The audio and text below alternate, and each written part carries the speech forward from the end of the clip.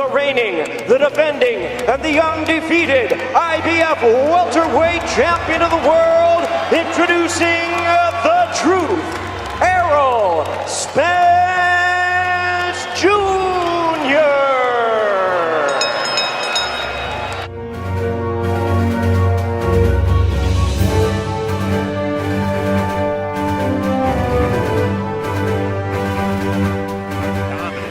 Goodness, Serrano landed 2 punches. Oh, and there was a huge left hand drop, Serrano.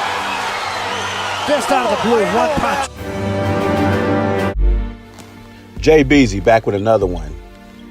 So the false narrative going around on YouTube now is that Errol Spence is ready to fight Terrence Crawford next.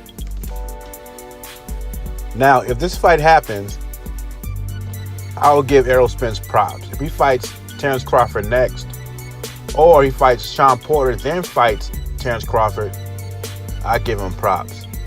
Big props. Because that's the fight everybody wants to see. But I'm very skeptical. I do not think this fight's going to happen this year. I don't think this fight's going to happen in a welterweight division. Like my boy IBFP said, I think he's a challenger at 154. I told you over and over again that Errol Spence is draining himself to make 147. This is a scenario I see playing out. I see Errol Spence fighting Sean Porter possibly next in July. No, in August. Sean Porter and Errol Spence in August.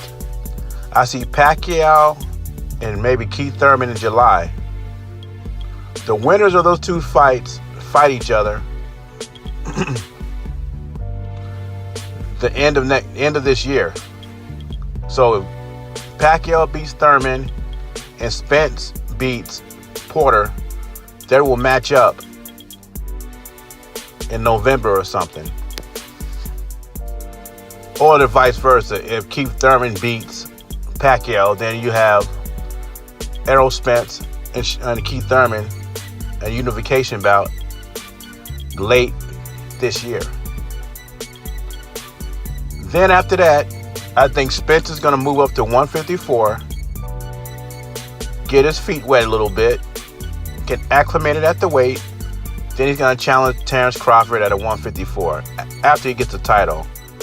Maybe from Jared Hurd or somebody like that. He beats somebody. Harrison, if he's still champion, he fights him, gets a title, stay undefeated, and if Terrence Crawford's undefeated, they fight next year at 154. That's the best scenario I see happening. I don't see Errol Spence staying at 147 more than one more year. The guy walks around at 185.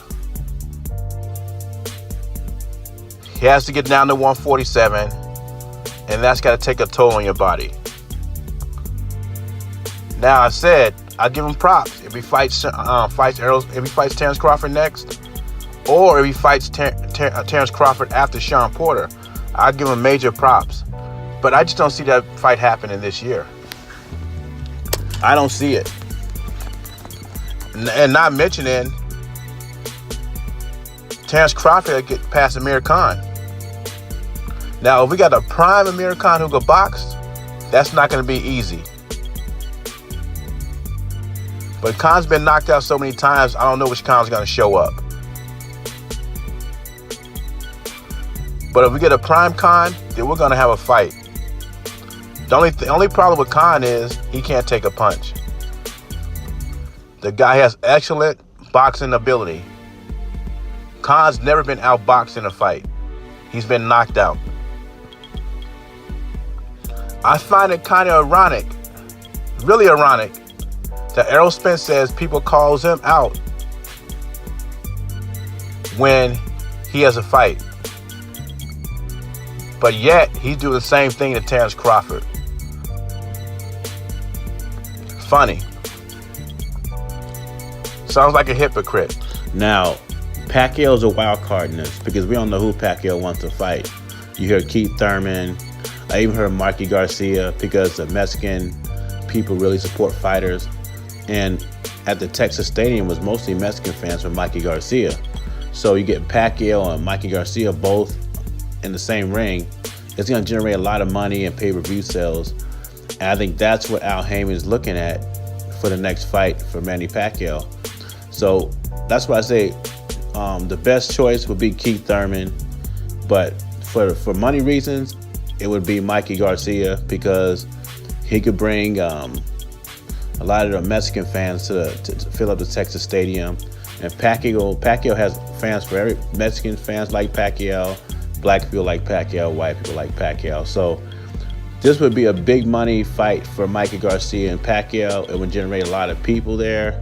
Just makes a lot of sense money-wise. But I'd rather see Mikey Garcia down to 140.